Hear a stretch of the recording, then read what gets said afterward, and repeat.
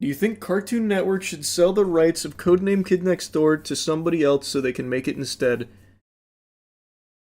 I mean, if we're talking pipe dreams, man, I mean, it'd be very cool if they sell off all the IP that they're not using to someone that would. But that's just not usually how it works. Like, that's probably never going to happen. And out of all IPs, Codename Kids Next Door, that one had a conclusion. So that one probably wouldn't even get pushed out again unless they were really desperate. I think that's another thing people need to, like, come to terms with. Things should end.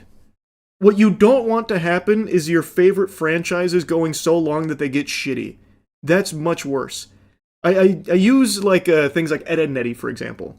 Ed, Edd n Eddy has an ending, and I actually think it's a very good ending. If Ed, Edd n Eddy was still being pumped out, you're likely to see a huge drop-off in quality like something like SpongeBob.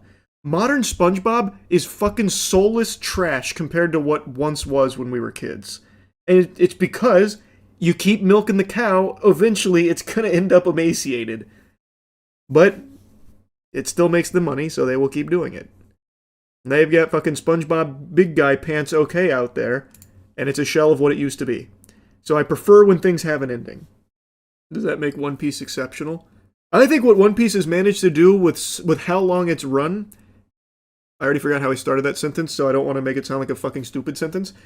I think what One Piece has done is unbelievably rare. To go for that long and maintain a level of quality that it has is pretty unheard of. So yeah, I do think it's exceptional. I really do. To not jump the shark and just have it like end in complete utter disaster that continues to just overstay its welcome is extremely impressive. What IP has been milked the most, you think? That's a great question. What IP has been milked to death? More so than any others. SpongeBob would absolutely be in the top 3. Star Wars would 100% be up there as well, yeah. Star Wars, SpongeBob. What else would be more milked to death? People are saying Simpsons, but outside of, like, the Simpsons show, I can't think of a ton of, like, Simpson collabs, Simpsons games outside of, like, the actual good games that Simpsons did have. So it definitely wouldn't be Simpsons. That's just run for a long time.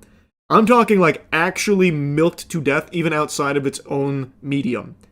Like every month there's a SpongeBob collab at fast food restaurants. There's endless SpongeBob games, well now more so than ever, that are just kind of bad now. There's SpongeBob everything out the wazoo. Its movies are terrible now. It's all just trash 3D. Pokemon is another good example. Pokemon is another one that's been milked unfathomably. But I don't know, I think SpongeBob and Star Wars probably more so than Pokemon. I don't really think anything else would come close to that level of slop. Like, I know people are giving, like, a ton of other examples, but, like, a lot of these are very lowbrow because some of them are like, what did that guy just say? James Bond. Like, come on. James Bond only has its movies. What was the last time you had the James Bond meal from Burger King? How many James Bond games have you played in the last 15 fucking years? Like, it's not even in the same ballpark. I could get to Call of Duty. I could put Call of Duty somewhere in the top 10. I don't even know if I'd give it top 5, but it'd be definitely in the top 10. Well, actually, maybe it'd be even higher, because if you consider milking to death Call of Duty, you would also need to rope in how it's trying to, like, be Fortnite.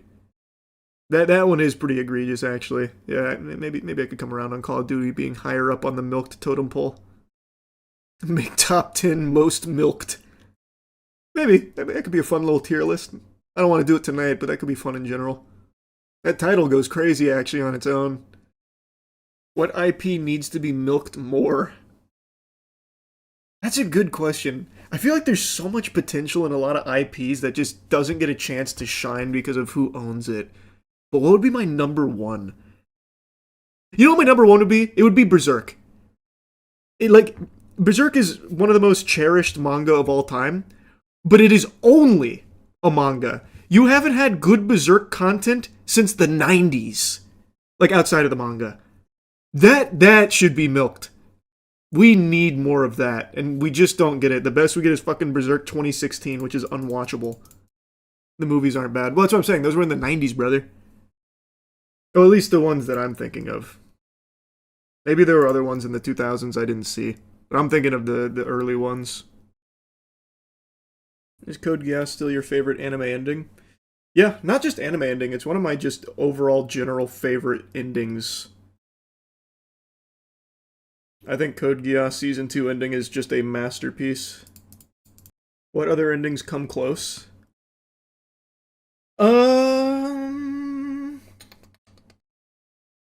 You'd have to give me a minute. Another ending I really like is Breaking Bad's ending.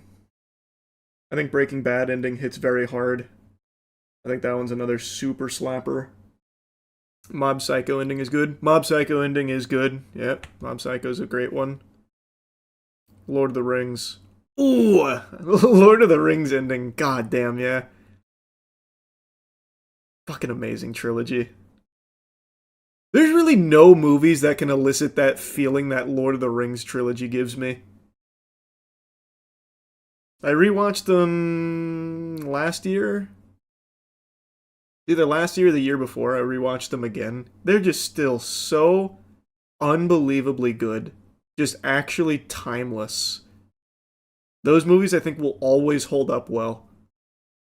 Why doesn't Peter Jackson do more? All he does is Beatles documentaries now.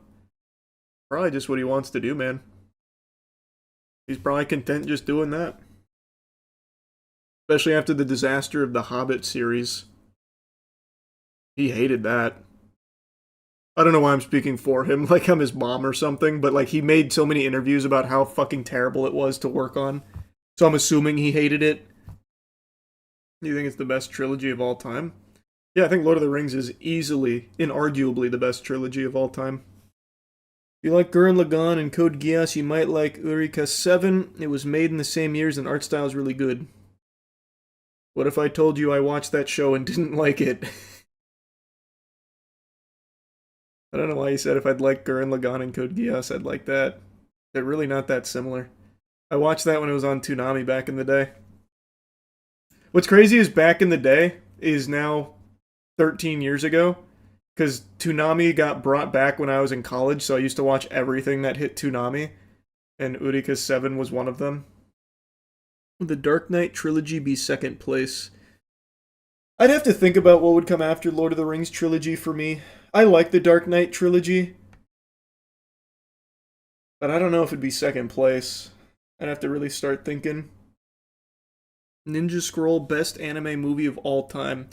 Holy shit, I don't often see people say that name. I bought that, well, I say I bought. My parents bought me that movie when I was a kid because I saw it at Best Buy, and that was in my phase where anything ninja adjacent I just had to have. Like my Xbox Live gamer tag at the time was Ninja Maniac, so I saw that movie, and I was like, oh, a ninja movie. This is going to be awesome. So my parents bought it. That film is fucking outrageous. Boobies and blood out the wazoo. I couldn't believe my eyes. I turned it off. It scared me. Does it still scare you? I don't know. Maybe. Maybe that'd still have me like fucking tingling. I don't know. You ever seen the movie Redline? Was actually just thinking about that movie yesterday. Still to date probably the prettiest anime film ever made. An absolute masterpiece that will never be made again. Didn't the artist for Redline do Lupin the Third? I have no clue. All I know about Redline is that it's all entirely hand-drawn, and it took a long, long time to make. That's all I know about the Redline team. And what they have created is nothing shy of extraordinary. What are your thoughts on the new MKBHD video with the Xiaomi car? Are we cooked? What the fuck is the Xiaomi car? Let me keep this up so I don't forget Skate Story tonight. Is that how you spell it? No, this is probably it. Driving Xiaomi's electric car, are we cooked? I haven't watched this, so I got no clue what this is. Alright, so there are a lot of hot takes in the tech world, and I see a lot of dollars you. It's a decent looking body on it. They gotta get funky with it, though, if you want me to think we're cooked. Not as funky as like a fucking Cybertruck or something, but you make that shit look like some kind of modded car in Need for Speed Underground 2, then I might be thinking we're cooked. That's all I care about is the car's body. I don't give a fuck about the rest. It's a phone company. Oh, so they made the foray into motor vehicles. I'm assuming it does something really unique for this title to be here. Must be really innovating in the electric car space. The CEO of Ford drives the Xiaomi and says the American car market is fucked. Okay, well, to be fair, everyone knows the American car market's in an absolutely terrible spot. Like, I don't need the CEO of Ford telling me that. Though, if I was a Ford consumer, I'd hear that and be like, okay, why the fuck am I buying Ford? Gotta love CEOs shitting on his own product. It is always pretty cool to see. Is there another CEO who has denounced their own products? I'm sure there has been. I just can't think of any off the top of my head. I feel like we've definitely talked about a couple of times where a CEO is like, yeah, this shit is trash. Like, recently we had the Campbell's VP come out and be like, oh my god, I would never buy this fucking 3D printed chicken slop. It's for poor people. Phil Spencer. True. Phil Spencer's entire brand has been recently built around just admitting that they fucked up with the Xbox and it's bad. Remember when the CEO of Lifelock leaked his own social security number to prove his company ID theft protection service worked and his identity was stolen 13 times and company flopped? What? I've never heard that story.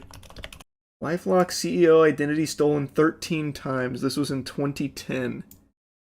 What is this strategy? Lifelock CEO Todd Davis, whose number is displayed in the company's ubiquitous advertisements, has now learned the lesson. He's been a victim of identity theft at least 13 times. Wow. In 2007, Threat Level reported that Davis had been the victim of identity theft after someone used his identity to obtain a $500 loan. Davis discovered the crime only after the company called his wife's cell phone to recover the debt. 4 months after the story published, his identity was stolen again by someone in Georgia who opened a wireless account using his social security. Racked up $23.90 in charges, which remains unpaid. Whose real name, according to police, is Richard Todd Davis. Only learned a year later his identity had been stolen again after AT&T handed off the debt to a collection agency and a note appeared on his credit report. Holy shit. So his whole plan was to show, like, here's my social security. I dare you dweebs to try and do something with it. My company's too good at stopping this. And it clearly didn't go that well. What's he doing these days? He's probably the CEO of another massive company. You only fail upwards once you reach this level. Businessman. Let's check his Wikipedia. January 2016, he resigned as CEO of LifeLock. He then became vice chairman of the board of directors on March 1st, 2016. He then LifeLock then became Norton LifeLock in 2017. No, maybe he's not doing anything anymore. That's very surprising.